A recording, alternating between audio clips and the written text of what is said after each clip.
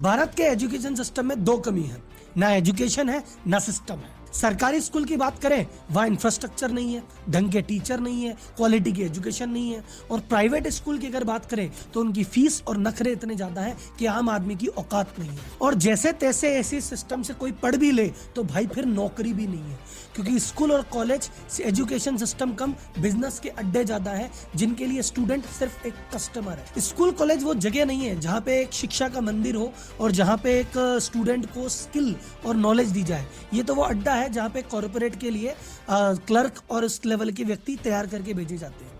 जो कुछ भी आज हमारे युवा के साथ गलत है वो स्कूल कॉलेज के सिस्टम की देन है, और ये चीज मैं इस वीडियो में प्रूव करके रहूंगा। पहले के जो फोन होते थे गोल गोल घुमा के उसमें डायल करना होता था, आजकल का फोन इतना अपडेट हो गया है कि हम वीडियो कॉलिंग तक कर सकते हैं। आपका टीवी बदल गया, आपका फ्रिज बदल गया, आपका एक एक इक्विपमेंट बदल गया, पर आपका एजुकेशन सिस्टम वही 100 साल पुराना सड़ा हुआ सा सिस्टम है जो अब किसी काम का नहीं। पेरेंट्स अपना पेट काट के, अपने सपनों का गला घोट के हर चीज पे कॉम्प्रोमाइज करते हैं, बस एजुकेशन पे नहीं करते। एजुकेशन के लिए कोई गहने गिरवी रख रहा है, कोई जमीन बेच रहा है इस उम्मीद में कि मेरे बेटे की लाइफ सेट हो जाएगी, करियर बन जाएगा। लेकिन इतना कुछ करने के बाद भी नौकरी मिलती नहीं है, और मिल भी जाए तो ऐसी नौकरी कि पूरा मूल तो छोड़ो, ब्याज भी नहीं चुक सकता। तो आखिर ऐसा क्या गलत है इस एजुकेशन सिस्टम में, और है तो इसके लिए जिम्मेदार कौन है? गवर्नमेंट, पेरेंट्स, स्कूल, कॉलेज या स्टूडेंट खुद? हम एक एक करके सबकी भूमिका चेक करेंगे और सिर्फ समस्याओं का रोना नहीं रोएंगे, हम सॉल्यूशन की भी बात करेंगे कि आखिर वास्तव में सॉल्यूशन है क्या।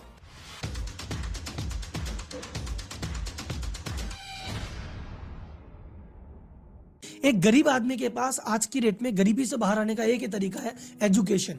कि अगर मेरा बेटा पढ़ लिख गया, उसका करियर बन गया, लाइफ सेट हो गई, तो हम गरीबी रेखा से बाहर निकल जाएंगे, हम भी सेट हो जाएंगे। इस उम्मीद में बहुत पैसे खर्च करता है, बहुत मेहनत करता है, बहुत संघर्ष करता है, लेकिन ये एजुकेशन सिस्टम उसका करियर बनाने के बजाय बर्बाद कर देता है और लाइफ सेट नहीं होती। कई बार तो इसी फ्रस्ट्रेशन में वही स्टूडेंट अपनी लाइफ अंत कर लेता है। पर आखिर ऐसा होता क्यों है? जब इतने कॉलेज और इतनी स्कूल और इतनी पढ़ाई है तो बंदे की नौकरी क्यों नहीं लग रही? क्यों एसोचम कह रहा है कि 93% लोग नौकरी के लायक ही नहीं है, अनएम्प्लॉयड है या अंडर एम्प्लॉयड है। कई सर्वे में 80 होता है, कई सर्वे में 90 होता है। इतना बड़ा फर्क आखिर क्यों? इन सब के पीछे कारण है आज का मॉडर्न एजुकेशन सिस्टम। तो आज के एजुकेशन सिस्टम के चक्कर में बंदे में वो क्वालिटी डेवलप हो ही नहीं पाती जो कि आज का बाजार डिमांड कर रहा है। इसी चक्कर में उसकी नौकरी नहीं लग रही। तो ऐसा क्यों नहीं हो रहा, इसके एक बार इतिहास में चलते हैं तो आपको पता पड़ेगा ऐसा क्यों। तो आज का जो एजुकेशन सिस्टम है वो डिजाइन किया गया है ब्रिटिश इंडिया के टाइम का। लॉर्ड मैकॉले ने इस सिस्टम को डिजाइन किया था। जब सिस्टम को डिजाइन किया था तो उस समय इनको काम करवाना था बहुत सारा, पर क्लर्क की कमी थी, जूनियर लेवल के लोगों की कमी थी, सीनियर लेवल के लोगों की कमी नहीं थी, क्योंकि सीनियर लेवल पे तो राज करना है वो तो ब्रिटिश खुद ही करेंगे। तो टॉप लेवल तो ब्रिटिशर्स के लिए रिजर्व था, नीचे लेवल के लिए आदमी चाहिए था। तो बोले यार इंडिया में तो लोग है नहीं हमारे काम के, तो बोले कोई बात नहीं, एक एजुकेशन पॉलिसी लाओ और इनको हमारे जैसा बनाओ। अब एजुकेशन सिस्टम का मतलब होता है किसी भी स्टूडेंट में एक चरित्र का विकास करना, उसे एक बढ़िया समझदार सभ्य नागरिक बनाना। लेकिन अंग्रेज ऐसा क्या सोचेंगे कि भैया हमें अच्छा आदमी बनाना है? बोले हमें तो ऐसा आदमी बनाना जो हमारे काम का हो। तो बैठ के मैकॉले और उस जो टीम थी और उस समय के जो लोग थे कि भैया कैसे आदमी चाहिए बताओ। बोले सबसे पहले आदमी ऐसा चाहिए पंक्चुअल, टाइम से आए, टाइम से जाए, हर काम टाइम से चले, ऐसा एम्प्लॉय चाहिए। बोले ठीक है, डन। तो स्कूलों में आपके घंटी आई कि भैया सुबह घंटी है, टन टन टन टन टन, घंटी से आना है, घंटी से ही पीरियड लगेंगे, घंटी से ही लंच होगा, घंटी से ही वापस जाना है, ताकि हर बंदा घंटी से काम करने का आदी हो जाए। और ये जो पर्पस था, ये जो फैक्ट्री आई, फैक्ट्रियों में भी यही सिस्टम था। तो यही व्यक्ति जाके फैक्ट्री में जब मजदूर बनेंगे तो ये घंटी से इनका परिचय पुराना रहेगा, ये कारण था। दूसरा, बोले बताओ कैसा आज बच्चा चाहिए? बोले ऐसा बच्चा चाहिए जो ऑर्डर फॉलो करे, जो उसे कह दिया जाए बस आंख बंद करके फॉलो करे, अपना दिमाग नहीं लगाए। जैसे फैक्ट्री में अगर आके काम करेगा तो वहां पे एक पॉलिसी है सरकार की बनाई हुई, उसको फॉलो करे। अगर कोई सरकारी ऑफिस में काम करे तो वहां भी एक पॉलिसी का ध्यान रखे। तो भैया इसको रट्टेदार व्यक्ति बना दो। फिक्स स्कूल में फिक्स सिलेबस कर दिया कि भाई ये सिलेबस है, यही पढ़ना है, इसके कुछ आगे नहीं, इसके पीछे नहीं, जो इसमें लिख दिया फाइनल। अगर भारतीय बच्चे से पूछो कि भैया भारत में कितनी ऋतुएं होती है, तो बोलेगा 4। अरे भैया 6 होती है। लेकिन वो 4 ही बोलता है। क्यों? क्योंकि किताब में 4 लिखी है। अंग्रेजों ब्रिटिश में 4 होती, ब्रिटेन में 4 होती है, उन्होंने 4 लिख दी। अब तुमको 4 रटना पड़ेगा, 4 लिखना पड़ेगा। 6 लिख दिया तो नंबर कट जाएंगे तुम्हारे। तो हमारे आदत हो गई है रटंत विद्या की, बस रटो, उल्टी करो, पास हो जाओ, और किसी से मतलब नहीं है। एक्चुअल ज्ञान चाहिए ही नहीं। कुल मिला के उन्होंने कहा कि ऐसे एम्प्लॉय आने चाहिए जो अपना दिमाग नहीं लगाए, जो हम बोले फॉलो कर दे। तो सिंपल वैसे ही एजुकेशन सिस्टम बना और ऐसे ही लोग आ रहे। तीसरा उन्होंने कहा कि मुझे ऐसा व्यक्ति चाहिए जो भाई साहब ऑर्डर फॉलो करे, और नहीं फॉलो करे तो भैया डंडा भी मार दूं तो कुछ कहे नहीं। क्योंकि ये जब व्यक्ति सरकारी नौकरी में आएगा, काम नहीं करेगा तो इसका अफसर इसको मार भी सकता है, अंग्रेज है भाई साहब। फैक्ट्री में काम करेगा तो सुपरवाइजर मारेगा। इसकी आदत कैसे डलाए? स्कूल में टीचर डाल दिया, बोले तेरा काम क्या है, जो सिलेबस का रट्टा है वो रट्टा लगवा, जो रट्टा नहीं लगाया ना मारो। हाथ की उंगली में पेंसिल फंसा के ऐसे दबा दो, लकड़ी से मारो, बाहर खड़ा करो, टेबल पे खड़ा करो, बेइज्जत कर दो। तो स्कूल बेसिकली टॉर्चर सेंटर ज्यादा हो गया था। फिर एक और चीज जो मेरे को स्कूल ने नहीं सिखाई, या लॉर्ड मैकॉले के सिस्टम में ऐसी थी कि भैया कल को ज्यादा इनमें लीडरशिप के गुण डेवलप मत कर देना। कल को ये लीडर बन गए, नेता बन गए, हमारे खिलाफ ये आंदोलन खड़ा कर देंगे। एक हमें स्ट्रॉन्ग पर्सनैलिटी नहीं, एक दब्बू पर्सनैलिटी चाहिए। जो ओरिजिनल आइडिया लाए वो आदमी नहीं चाहिए, जो कॉपी करे वो वाला आदमी चाहिए। और इसीलिए इनके आपस में कोलैबोरेशन नहीं होना चाहिए, दोस्ती नहीं होनी चाहिए। तो कंपटीशन का झगड़ा कि भैया 50 बच्चे हैं बट टॉप रैंक तो इसी की है, तो आदमी में आदत लग गई कि जो बहुत ज्यादा इंटेलिजेंट था वो दूसरे की मदद नहीं करेगा, कहता है इसकी मदद करूंगा तो मेरे बराबर आ जाएगा। आपने देखे ना बच्चे ऐसे छुपा छुपा के कॉपी करते हैं कि ये छुपा छुपा के कर लो। तो ये इंडिया में ये आ गया कि भाई जिसके पास टैलेंट है भाई छुपा छुपा की तरह काम कर ले, बांट मत देना, कोलैबोरेट मत कर लेना, एक दूसरे तेरे साथी को बढ़ा मत देना। ये अंदर ही अंदर आपके अंदर चीजें डेवलप करा दी। तो अगर आप वर्ल्ड में कहीं भी देखोगे तो चाइना में अगर किसी ने कुछ अच्छी चीज डेवलप कर ली तो वो पूरा ग्रुप बनाते हैं, एक दूसरे को सपोर्ट करते हैं, चलो सब आगे बढ़े। यूएस में होता है भैया, सिलिकॉन वैली में एक स्टार्टअप बन गया तो सब बाकी स्टार्टअप को हेल्प कर रहा है, एक इकोसिस्टम बना रहा है। यहाँ पे किसी ने कुछ अचीव कर लिया, चुपचाप लेना, किसी को बताना नहीं है। तो बॉन्डिंग कभी हुई नहीं, ट्रस्ट कभी बना ही नहीं, लीडरशिप कभी आई नहीं, ओरिजिनल आइडिया आए नहीं, सिर्फ कॉपी करना, रटना, गधे जैसे घिसना, ये हमको आ गया। तो अगर आपको लगता है कि राहुल जी इस तरह से तो बात को हमने कभी सोचा ही नहीं कि स्कूल हमारे साथ ये कर रहा है, कॉलेज हमारे साथ ये कर रहा है, हमारी जो पर्सनैलिटी इस तरह से शेप हो रही है, जिस तरह से हम बन रहे हैं, ये स्कूल कॉलेज के इस घटिया सिस्टम की वजह से बन रहे हैं। अगर आपको ये लग रहा है तो मुझे लाइक करके वीडियो के माध्यम से बताना और एक कमेंट जरूर करना, क्योंकि ये मेरे ही मन की उपज है, मैं ही हवा में चीजें फेंक रहा हूँ, या वास्तव में ऐसा हुआ है, मुझे कमेंट बॉक्स में आपका साथ चाहिए। तो आपको इस सवाल का जवाब मिल गया होगा कि इनकी नौकरियां क्यों नहीं लगती। अरे सर, मैं भी बिजनेसमैन हूं, मैं भी बिजनेस कोचिंग करता हूं, मेरे ऑफिस में भी इतने जनों का स्टाफ है। मैं क्या बोलूंगा, मुझे ऐसा व्यक्ति चाहिए जो अपना दिमाग लगाए, जो मेरे 4 आदमियों को मैनेज कर सके, जिसमें लीडरशिप स्किल हो, जिसमें मैनेजमेंट स्किल हो। बट अगर एजुकेशन सिस्टम से ऐसा बंदा आया जो 4 आदमियों से काम करा ही नहीं सकता, वो तो बस खुद का काम कर लेता है, वही बहुत है, और वो कहता है मुझे जितना बताओगे उतना करूंगा। आप सभी बिजनेसमैन जितने भी वीडियो को सुन रहे हैं, आपको अपने एम्प्लॉय सबसे बड़ी दिक्कत क्या है कि सर जी मुंह से बताते हैं जब तो कर लेता है, बिना बोले अपने मन से कुछ करता ही नहीं है। सामने तो काम कर लेता है, पीठ पीछे तो करता ही नहीं है। ये अकेला तो काम कर सकता है, इसमें करवाने की कैपेबिलिटी नहीं है। तो यही सारी चीजें तो एक बिजनेसमैन ढूंढ रहा है। जब इसमें व्यक्ति को मिलती नहीं है तो क्या करेगा? या तो हायरिंग ही नहीं करेगा, या हायरिंग करेगा तो जूनियर पौधे पे करेगा, कम सैलरी देगा, ज्यादा तुमको देगा नहीं, कभी तुम्हारी ग्रोथ नहीं होगी। तो तुम्हारा जो ऐसा चरित्र बना जिसकी वजह से ना नौकरी लग रही ना ग्रोथ हो रही, क्यों? क्योंकि स्कूल कॉलेज ने तुम्हें ऐसा बनाया। और इसी कारण से एज अ बिजनेस कोच मैं आपको यहां से कह रहा हूं, भारत में 90% लोग सेल्फ एम्प्लॉयड हैं, खुद का काम खुद करके राजी हैं। देखो अमेरिका में बड़े बड़े बिजनेस निकले, चाइना में बड़े बड़े बिजनेस निकले, इंडिया में बड़े बड़े बिजनेस नहीं निकलते। हर गली मोहल्ले में है चीजें हैं पर बड़ी नहीं बनती। क्यों नहीं बनती? क्योंकि बड़ा बनाने के लिए आपको एक बड़ी टीम बनानी पड़ेगी, चीजों को फैलाना पड़ेगा। यहाँ पे तो आदमी नहीं मिलते, टीम कैसे बनाएगा? यहाँ पे तो ट्रस्ट ही नहीं कर सकता आदमी पे, टीम कैसे बनाएगा? यहाँ पे तुम 2 आदमियों को सिखाओगे तो तुम्हारा काम बाद में करेगा, कॉपी करके सामने दुकान पहले खोल लेगा, तो क्या करेगा आदमी? तो लो ट्रस्ट सोसाइटी है, यहाँ कोई किसी की मदद नहीं कर रहा, कोई जो सपोर्ट नहीं कर रहा, बस कॉपी कर रहा है। तो आदमी क्या सोचता है, मेरा काम बस मैं कर लूं वही बहुत है। तो अगर किसी ने किराने की दुकान खोली, कहता है एक ही दुकान बहुत है, चाहूं तो 4 दुकान कर लूं, पर आदमी चाहिए, वो आदमी मुझे मिलते नहीं है, और आदमी को ढूंढूंगा, सिखाऊंगा तो कंपटीशन में खुद दुकान खोल लेंगे। मेरा तो यही भला। इसीलिए भारत में बड़े बड़े बिजनेस पे भी नहीं निकले, छोटे छोटे बिजनेस बहुत सारे हैं, बड़ा बिजनेस नहीं है। तो अगर आपको यहाँ पे लगता है कि आप भी व्यापारी हो और आपके अंदर भी ये चीज है कि यार आखिर क्या, तो मैं बताऊं सर, आपको आज तक किसी ने लीडरशिप नहीं सिखाई, आज तक किसी ने हायरिंग नहीं सिखाई, आज तक किसी ने मैनेजमेंट नहीं सिखाया, आज तक किसी ने बताया नहीं कि चीजों को स्केल कैसे किया जाता है, फ्री कैसे रहा जाता है। मैं एक मेरी तरफ से एक ऑनेस्ट प्रयास कर रहा हूं। मैं बिजनेस कोच हूं, मैनेजमेंट कंसल्टेंट हूं, सी हूं। हर हर संडे व्यापारी टू सीईओ करके एक वेबिनार करता हूँ, जिसमें व्यापारी के जो जो मिस्टेक्स करता है, जो जो गलतियां करता है, जिन वजह से वो आगे नहीं बढ़ पा रहा, उनको डिस्कस करते हैं। और इन चीज़ों में एक सीईओ कैसे बिजनेस बड़ा करता है, कैसे चीज़ों को नेक्स्ट लेवल लेके जाता है और कैसे एम्प्लॉय मैनेजमेंट करता है, ये सभी चीज़ें डिटेल में सिखाई जाती है। तो अगर आपको लगता है कि करंट एजुकेशन सिस्टम ने तो कुछ नहीं सिखाया और कुछ हटके कुछ अलग ऐसा सीखना चाहते हो जो अब तक नहीं सिखाया गया, तो मैं आपको इन्वाइट कर रहा हूँ इस संडे 10 से 2।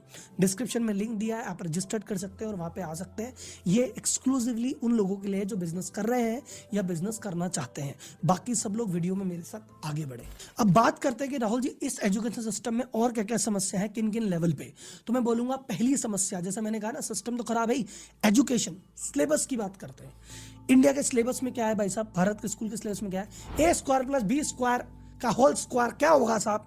मुझे चैट बॉक्स में टाइप करके बताओ किस किस ने अपनी जिंदगी में ए स्क्वायर बी स्क्वायर आगे जाके काम आया, किसको साइन थीटा बटे कॉस थीटा काम आया, किसको पाइथागोरस थ्योरम आगे जाके काम आई है। भाई साहब क्या कर रहे हो जीवन में? कम से कम ऐसी चीजें तो सिखा दो जो चीज हमको काम आती है। चेक कैसे भरें भाई साहब, खाता कैसे खुलाएं, क्रेडिट कार्ड लेना चाहिए कि नहीं लेना चाहिए, पैसे कैसे कमाएं, इन्वेस्ट कहाँ करें, इन्वेस्ट कहाँ ना करें, पैसा कैसे बनाया जाता है, कर्ज से कैसे दूर रहें, ये सारी चीजें जो वास्तव में काम आएगी वो तो सिखा रहे नहीं हो, फालतू की बातें सिखा रहे हो। और ये सारी लड़ाइयों के नाम, 1600 में ये हुई, 1500 में ये हुई, इसका बेटा ये, इसका बेटा ये यहाँ मरा। अरे भैया गूगल से 1 मिनट में देख लेंगे, ऐसी चीजें क्यों रटवा रहे हो जो आउटडेटेड है। पढ़ाना है छोटा सा ब्रीफ में दे दो, थोड़ा सा कि हाँ ठीक है हिस्ट्री हमको पता होनी चाहिए, थोड़ी सी ब्रीफ में साइड में दे दो यार, क्यों रट्टा करवा रहे हो। हाथ जोड़ के निवेदन है भैया, प्रैक्टिकल नॉलेज दो जो काम आएगी। मुझे किताब में तुम सारी चीजें पढ़ाते हो, मैं रट्टा करके 100 नंबर ले आता हूँ, घर वालों की आंख का तारा होता हूँ, पर जब इंटरव्यू में टाइम टाइम फिस हो जाती है, क्योंकि इंटरव्यू में प्रैक्टिकल बात पूछेगा वो तो मुझे आती नहीं। इंटरव्यू में मैं कह दूँ अरे भाई ऑफिस का काम मत कराओ, मेरे से तो पूछ लो तराइन का युद्ध कब हुआ था। अरे भाई युद्ध का छोड़, तू काम कर पहले। सेकेंड चीज जो इंडियन में एजुकेशन में गड़बड़ है, टीचर्स की क्वालिटी की बात करूं मैं। गवर्नमेंट टीचर पे अगर अपन बात करते हैं तो गवर्नमेंट में आपको पता भैया राम भरोसे मामला है। अखबार भरे पड़े हैं कि भैया गणित की परीक्षा में जिसके 0 से भी कम आए, माइनस में नंबर आए, उसको एक गणित का टीचर बना दिया। कई हमने स्टिंग देखे जहाँ पे टीचर्स प्रॉपर बोल ही नहीं पा रही, बट सरकार की पॉलिसी ऐसी है, कहीं पे कोई रिजर्वेशन की पॉलिसी है, कहीं पे कोई दूसरा कारण है, पता नहीं क्या कारण है, उनको टीचर बना दिया गया जो बिल्कुल कैपेबल नहीं है। वो कैसे शिक्षा को आगे लेके जाएंगे? अगर कुछ व्यक्ति हैं जो कैपेबल हैं, ऐसा 2-4 केस होंगे, लेकिन कई ऐसे व्यक्ति हैं जो कैपेबल है कि हम कुछ करना चाहते हैं, उनके लिए इंफ्रास्ट्रक्चर ही नहीं है। पोस्टिंग दे देते हैं शहर से इतने दूर कि भाई बंदे का जाने का मन नहीं करता, जाता है तो उसका दिन भर तो उसी में दम निकल जाता है। फिर वहां जाके देखेगा तो टाट पट्टी नहीं है, कहीं पे जगह नहीं है, कहीं पे छत नहीं है। भाई साहब बंदा पहले इंफ्रास्ट्रक्चर पे काम करे, पहले तुम्हारी घुघरी खिलाए, पहले मिड डे मील खिलाए, पहले दूध पिलाए या पहले पढ़ाए। उसके अलावा इन शिक्षकों को अगर कमी पड़ गई है, सरकार को जनसंख्या मिलने, शिक्षक को भेज दो। एक काम करो, पोलियो की दवा पिलाने शिक्षक को भेज दो, और ये आपको इलेक्शन करवाना है शिक्षक को भेज दो। शिक्षक पढ़ाता कम है, ये काम ज्यादा करता है। अब ये तो थे सरकारी स्कूल जहाँ पे सरकार भूल चुकी है क्या करना है, कैसे करना है। अब इसमें आते हैं प्राइवेट स्कूल। प्राइवेट स्कूल में एक चीज ध्यान रखना, प्राइवेट स्कूल शिक्षा का मंदिर अब नहीं रहे, ये हो गए हैं बिजनेस हाउसेस। और बिजनेस हाउस का सिंपल सा मतलब है ज्यादा कमाई कम खर्चा। तो कमाई का सोर्स क्या है? फीस। तो फीस तो भैया बढ़ाते रहो बढ़ाते रहो बढ़ाते रहो। और कॉस्टिंग क्या है? टीचर्स की फीस, तो वो काटते रहो। तो जिस स्कूल में फीस 2-2 लाख रुपए की फीस स्टूडेंट से ली जा रही है, वहां पे टीचर को रख लिया 15,000 में, 20,000 में। अब यार 15,000 20,000 में तुम्हें बढ़िया टीचर थोड़ी मिलेगा। टीचर को अच्छे पैसे दोगे तो टीचर अपनी इच्छा से बनेगा। भारत में जिस तरह से टीचर की सैलरी है और जिस तरह से टीचर को रेस्पेक्ट इस समय दी जा रही है, कोई टीचर बनना नहीं चाहता, वो तो मजबूरी में बनता है। अब ये जो फैक्ट्री चल रही है, फैक्ट्री मतलब बिजनेस हाउस, ये जो स्कूल कॉलेज के नाम पे जो स्कूल कॉलेज कहते हो, ये आजकल की डेट में बिजनेस के अड्डे है, फैक्ट्री है। तो ये क्या कर रहे हैं भैया, प्रॉफिट कम से कम रखना है। अब ये कहते हैं देखो ऐसा है, फीस हमको दे दो, जूते हमसे ले लो, कपड़े हमसे ले लो, किताबें हमसे ले लो, हमारे एनुअल फंक्शन में आ जाओ, तुम हर तरह से हमें देते ही रहो। और रही बात पढ़ाई की, उसके लिए भैया तुम घर पे टीचर लगा लो। इकलौता स्कूल ऐसी जगह है जहां पे पेरेंट्स पैसा भी दे रहा है, बच्चे को भी भेज रहा है, बच्चे के साथ बैठ के खुद होमवर्क भी कर रहा है, और फिर भी बच्चा अगर पिछड्डी निकल जाए तो वही गाली खाता है कि भैया आपका बच्चा कमजोर है, आप ध्यान नहीं देते। अरे भाई हम ही ध्यान दे सकते तो स्कूल थोड़ी बेचते। तो यहाँ पे प्राइवेट स्कूल में पैसे भी खर्चो, इज्जत भी खर्चो, मेहनत भी करो, और बच्चा फेल है तो तुम ही जिम्मेदार हो। अब मैं एक गलती और बताता हूँ पेरेंट्स की, आप बोलोगे सर जी अभी तो पेरेंट्स को आपने विक्टिम बताया, पेरेंट्स की गलती क्या है? पेरेंट्स की गलती क्या है? हाथ जोड़ के बोल रहा हूँ सर, आप सारी चीजें देख रहे हो, आप बाजार में देख रहे हो क्या हालत हो रही है, सारे दुख भोग भी रहे हो, आंख बंद करके बैठे हो। क्यों भाई साहब? जब आपने देख लिया भैया अपने आसपास की लोग महंगे महंगे स्कूल में चले गए, महंगे महंगे कॉलेजों में भी चले गए, फिर भी नौकरी नहीं लग रही, दर बदर भटक रहे, फिर भी तुम इसी पैटर्न पे चले हुए आंख बंद करके। जो सपना मैं नहीं कर पाया मैं मेरे बेटे से करूंगा, मैं डॉक्टर बनना चाहता था पर मैं डॉक्टर नहीं बन पाया, इसको बेटे को बनाऊंगा। अरे भैया ये कौन सी लड़ाई है यार? शर्मा जी का बेटा बन गया डॉक्टर तो मेरा बेटा भी डॉक्टर बनना चाहिए। वर्मा जी की बेटी आईएएस की तैयारी करी तो बेटा तू भी कर ले। पहले क्या होते थे, लोग आपस में मुर्गे लड़ाते थे और मजे लेते थे। अब मुर्गे तो है नहीं, आपस में बच्चे लड़ा रहे हो कि मेरा बच्चा तेरे बच्चे से बढ़िया कैसे। खुद कंपटीशन में नहीं कर पाए, अब अपने बेटों का कंपटीशन करा रहे हो। ये कौन सी आदत है भाई? एक सवाल पूछते हैं, सर बताओ आजकल क्या चल रहा है, हमने बच्चे को वही करा दें। अरे भैया कोई फैशन है क्या कि आजकल फटी जीन्स पहन लिए तो वो पहन लेते हैं? आजकल कपड़े में क्या चल रहा है, आजकल टीवी में क्या चल रहा है? अरे भैया करियर है बच्चे का। आजकल डॉक्टर का सही चल रहा है, डॉक्टर करा दे। आजकल इंजीनियरिंग की बड़ी बातें चल रही, करा दे। मतलब भेड़ चाल में चल रहे हो। अगर एमबीए अच्छा चल रहा है तो सब एमबीए कराएंगे और फिर एमबीए की इतनी बीड़ी इकट्ठी कर लेंगे, फिर 15-15, 20-20 हजार में एमबीए ढोलेंगे। भाई साहब कोई ऐसा करियर ढूंढो जिसमें आपके बच्चे का इंटरेस्ट हो, कंपटीशन कम हो और वो अलग से अपनी दुनिया बनाए। पर नहीं, अगर बच्चा कुछ अलग से लेके आ जाए कि पापा मैं फोटोग्राफी करूंगा, मैं ग्राफिक डिजाइनर बनूंगा, मेरी ये इच्छा है, मेरे सपने हैं। अरे बोले साइड हट, तो डॉक्टर बनेगा, तो इंजीनियर बनेगा। ले दे के जो 4 प्रोफेशन जिसके पीछे तुम कूद गए थे ना कि सबको डॉक्टर बनाएंगे, सबको इंजीनियर, सबको एमबीए, सबको सीए, सबको सरकारी नौकरी, ये सारे प्रोफेशन की लंका लग गई है क्योंकि इतना कंपटीशन है। डॉक्टर के लिए व्यक्ति करोड़ों रुपए खर्च कर रहा है पर उसकी जो नौकरी लग रही है 50-60 हजार रुपए की, उस जितना पैसा डॉक्टर बनने में खर्च किया, जितना समय खर्च किया, उतने पैसे के तो ब्याज भी नहीं मिल रहा सैलरियों में तुमको। तो भाई साहब इस चक्र में मत पड़ो कि मेरा भाई का लड़का ये बना, ताऊ का लड़का ये बना, पड़ोसी का लड़का बना तो मैं भी इसको ही बनाऊंगा। उस बच्चे को अपने हाल पे छोड़ दो। उसको कहो कि बेटा तेरी जो इच्छा है, तेरा जो मन है, जो तुझे पसंद आता है उस डायरेक्शन में आगे बढ़ जा, उस जगह पैसे खर्च करेंगे। बच्चा कहते हैं एंटरप्रेन्योरशिप करूंगा 10 लाख रुपए दो, नहीं देंगे। पढ़ने जाएगा 20 लाख लगा दोगे, 20 लाख का हाल जीरो हो जाएगा। वो 10 लाख रुपए से बिजनेस करता, कुछ तो कर लेता यार, अपने मन का तो कुछ करता। वो फेल हो रहा है, आपके चूज किए हुए प्रोफेशन में फेल हो रहा है, उसके कुछ चूज किए प्रोफेशन में फेल हो जाएगा। उसका मन ग्राफिक डिजाइनिंग का है, उसको करने दो, 2-3 लाख कोर्स के लगाएगा, हो सकता है उसमें फेल हो जाए पर कम से कम उसको तसल्ली रहेगी कि यार मैंने ट्राई किया, मैं फेल हो गया। आपके चुने हुए प्रोफेशन में क्यों फेल कराते हो? फिर वो जिंदगी की जंग हारता है। And last but not the least, student बोले सर हम क्या करें, देखो हम तो विक्टिम है, देखो हमारे स्कूल वाले, कॉलेज वाले, सरकार, पेरेंट्स सब हमारे पीछे पड़े, हम विक्टिम है। सर जी एक बात बताओ, तुम कुछ बाइक लेनी होती है तो जिद्दी भयंकर करते हो ना कि अरे मैं तो बाइक लूंगा, खाना नहीं खाते, कलेश करते हो, लेके मानते हो। वो आईफोन लेना होता है तो कलेश करके मानते हो, जिद्दी भयंकर रहती है। लव मैरिज करनी होती है तो जिद्दी भयंकर करते हो। पर जब करियर की बात आती है तो कहते क्या कल है, पापा ने इंजीनियरिंग कला दी, हमारा तो मन नहीं था, पापा ने जबरदस्ती करा दी। पापा जबरदस्ती शादी तो नहीं करा पा रहे तुम्हारी, आईफोन तो नहीं छुड़वा पा रहे, आईफोन तो ले ही लेते हो। तो जहां तुम्हारा जरूरत पड़ता है वहां कर ली जिद्दी, और जब नहीं होता बोले पापा ने दिला दी। पापा को देखो ऐसा है, उन्होंने जैसी दुनिया देखी ना, उन्होंने देखा डॉक्टर्स अच्छा काम करते हैं तो आपको डॉक्टर बनाना चाहते हैं। उन्होंने अपने सर्किल में देखा कि इंजीनियरों ने बहुत जीवन में अच्छा किया है तो मैं इंजीनियर बनाना चाहते हैं। उनको एक्सपोजर नहीं है दुनिया का। आपने दुनिया देखी, अपने आसपास बड़े भैया लोगों को, आस पड़ोसी को जानते हैं कि यार इन्होंने ये चीज़ कर ली, इनका हुआ नहीं और मेरा इसमें इंटरेस्ट है, मुझे करने दो। अपने पिताजी को बार बार धीरे धीरे समझाओ, माता पिता को समझाओ, एक्सपोजर बताओ। जो तुम चीज़ करना चाहते हो उसका एक्सपोजर बताओ। जो चीज़ वो कराना चाहते हैं अगर उसमें तुम्हारा इंटरेस्ट नहीं है, खुल के बताओ, धीरे धीरे आगे पीछे समझेंगे। और अगर नहीं समझते हैं, जिद्दी करनी है तो इस चीज़ में जिद्दी करो, तुम्हारा करियर बचे, तुम्हारा करियर तो बनेगा, उनका पैसा तो बचेगा। उनकी जिद्दी के चक्कर में उनका पैसा, उनके सपने भी डुबा रहे हो, वो भी नाखुश है, तुम भी नाखुश हो। ये क्या जिंदगी है भाई? अब बात आती है कि सर जी सॉल्यूशन क्या होना चाहिए। सॉल्यूशन ऐसा है, एक तो मैं गवर्नमेंट भी लेक्चर देता हूँ कि गवर्नमेंट को ऐसा करना चाहिए, ऐसा करना चाहिए, मेरे कहने से तो करेगी नहीं। और तुम गवर्नमेंट के भरोसे कभी बैठना मत। फिर तुम बात करो स्कूल कैसा करना चाहिए, कॉलेज कैसा करना चाहिए, वो भी नहीं करेंगे। उनको जहाँ से कमाई आएगी, जहाँ से पैसा मिलेगा, वो सारे काम करेंगे। तो ना स्कूल सुधरे, ना कॉलेज सुधरे, ना सुधरे गवर्नमेंट। सुधरना है तो पेरेंट्स को, सुधरना है तो स्टूडेंट्स को। हालातों का रोना रो मत, सिस्टम ऐसा है, सिस्टम समय के साथ बदलेगा, ये तो ऐसा ही रहेगा। बदलने में 2 साल, 5 साल, 10 साल, 20 साल लग जाएंगे, तब तक तुम्हारी जिंदगी खत्म हो जाएगी। तुम क्या करो, इस सिस्टम को करो बाईपास।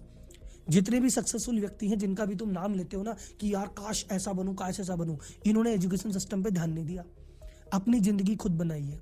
किताबी एजुकेशन को रखा है साइड में, प्रैक्टिकल पे दिया ध्यान। मैं ये नहीं कह रहा स्कूल छोड़ दो कॉलेज छोड़ दो, पर स्कूल कॉलेज को उतना वेटेज मत दो दिमाग में जितना दे रखा है। स्कूल में 12वीं में बहुत बड़े नंबर ला के कुछ नहीं उखाड़ रहे, और कॉलेज में बहुत बड़ी डिग्री लेके कुछ नहीं कर रहे। तुम MBA की डिग्री ले आओ 98% की, तुम्हें आता नहीं ना, कोई 2 पैसे की नौकरी नहीं देगा।